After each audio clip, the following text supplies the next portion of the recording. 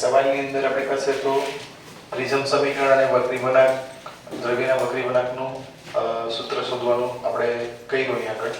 પણ કોઈક વાર આ સવાલની અંદર ટ્વિસ્ટ કરીને આવે તો ટ્વિસ્ટમાં શું હોય કે લઘુત્તમ વિચલન કોણનું સૂત્ર મેળવો, એટલે કે dm નું સૂત્ર મેળવો. તો આપણે આ સ્થિતિમાં થોડું 2 સ્ટેપ આગળ વધવું પડશે. એ સ્ટેપની અંદર અહીંયા સુધી તો આપણું પ્રિઝમ સમીકરણ છે.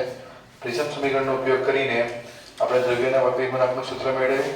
એની અંદર આ જે સૂત્ર છે એમાં આપણે કન્ડિશન લેશું. નેક્સ્ટ પેજ પર આપણે જઈએ.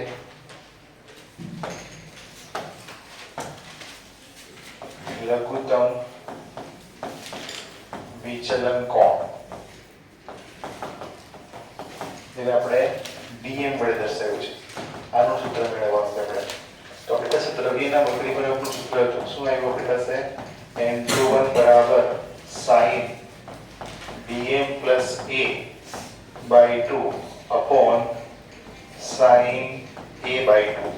આ સૂત્રનો ઉપયોગ દાખલાની અંદર કરતું. સ્વાધ્યાયમાં દાખલો આપેલા છે જેમાં આપણે લઘુત્તમ વિચલન કોણ અથવા દ્રવ્યનો વક્રી વળાંક શોધવાના દાખલાઓ છે આપણે એની અંદર આ સૂત્રનો ઉપયોગ કરશો. હવે આપણે એક શરત લઈએ કે જ્યારે ખૂણાઓ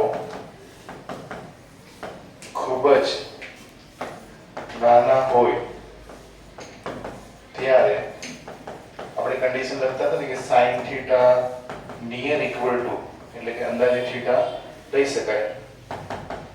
તો આપણે જ્યાં sin θ દેખાય ત્યાં આપણે આ θ વડે રાખીએ. sin ની પાછળ જે પદ હોય એ ખૂણો કહેવાય, બરાબર? એટલે અહીંયા લખી શકીએ આપણે n21 બરાબર dm plus a by 2 divided માં a by 2. આ 2 2 કટ થઈ જશે એટલે પરિણામી સૂત્ર n21 બરાબર dm plus a by a. હવે એમાં સ્વતંત્ર છેદ આપી દેવાના. તો n2 ના છેદમાં n1 બરાબર dm ના છેદમાં a plus a ના છેદમાં a.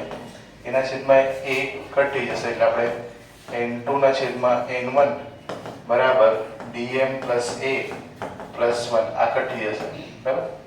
હવે આપણે અહીંયા ધારી લઈએ કે અહીં બીજા માધ્યમનો વક્રી વળાંક n છે અને પહેલો માધ્યમ આપણો હવા છે, તો હવાનો વક્રી વળાંક 1. એટલે સૂત્ર શું બનશે? n બરાબર dm by a plus 1. આપણે શોધવાનું છે dm ને સૂત્રણ કરતા કરવાનું છે એટલે 1 ને આ બાજુ લઈ લઈએ પહેલા. તો સમીકરણ બનશે n minus 1 આ a ગુણાશે એટલે into a બરાબર dm. તો આપણો સૂત્ર આવી ગયું. અથવા તમે અહીંયા આમાંથી ડાયરેક્ટ કરવા માંગો તો પણ થઈ શકે. સૂત્ર શું બનશે? અને n21 જ રાખીએ તો n21 બરાબર